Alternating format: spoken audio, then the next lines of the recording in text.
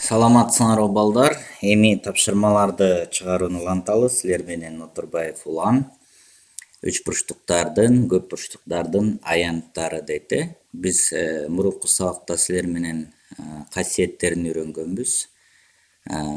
Кантип аянттарын табыш керек экенин үйрөнгөнбүз. Эми практика жүзүндө көрөлү. Практика жүзүндө кичине оорураак келип калат. Теорияга караганда теорияда оңой эле аянтты минтип табабыз деп көрсөтөбүз. Ал эми практика жүзүндө болсо башка темалар дагы аралашып калат. Мисалы, биринчи теманы карасак, үч бурчтуктун бийиктигинин негизине болгон катышы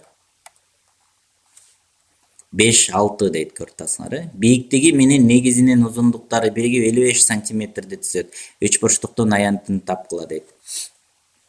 Эми бул мисалды чыгарыш үчүн биз баягы катыштарды дагы түшүнүшүбүз керек болуп атпайбы? Катыштар темасы кайра эле сурап атат. Ошондо мисалы үч бурчтукту алсак, бийиктигинин негизине болгон катышы дейт, 5-6. Демек бийиктикти биринчи айтып аткандыктан, демек бийиктиги 5К болот экен. Негизи 6К болот экен. Анан узундуктары биригип 55 сантиметр түзөт дейт. Ошо негизи менен бийиктигинин узундуктары. Ошондо 5Кга 6Кны кошуп койсок, бул 55 чыгып калыш керек экен да. Ошондо 5К 6-ны кошсок 11К болот. 11К барабар 55. Анан Кбыз канча болуп калат экен? 5 болуп калат экен. Демек 5 болсо 6 жерде 5 негизибиз 30 болот экен. 5 жерде 5 25, бийиктиги 25 болот экен.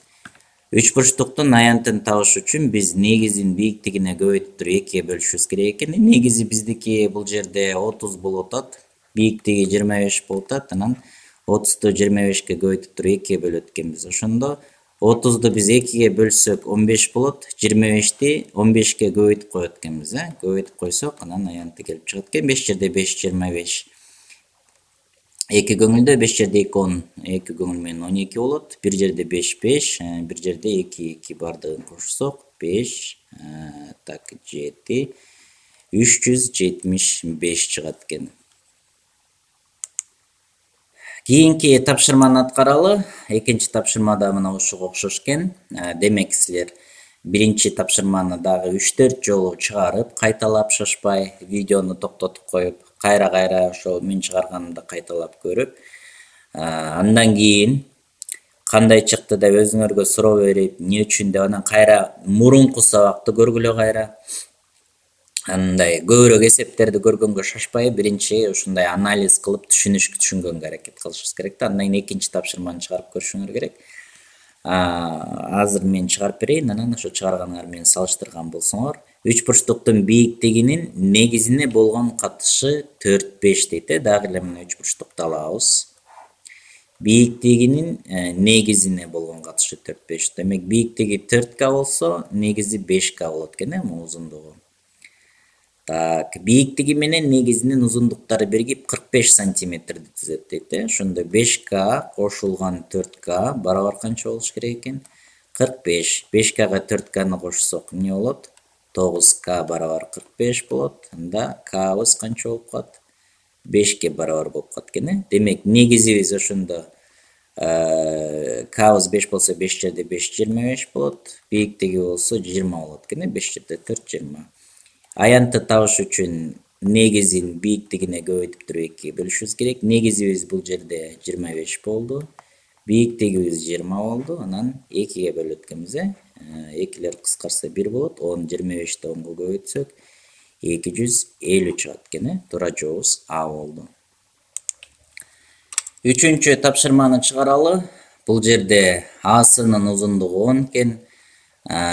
Б'сы болсо мына мунун узундугу 6 экен. Асы 10 болсо мына Б'сыбыз канча экен? 6 экен. Айнын узундугу 4 экен. Анан Б'дыны сурап койгон экен. Б'дыны табышыбыз керек экен. Эсиңерде болсо, мурунку сабакта биз караганбыз. Бул негизи А, бул негизи Б, булунсу С болот. Ошондо А менен Б'ны карайлы. Ошондо бул бийиктикти А негизине жүргүзө турган болсок, бул HA болуп калган. Анан мындайынан жүргүзсөк, бул HB болуп калат.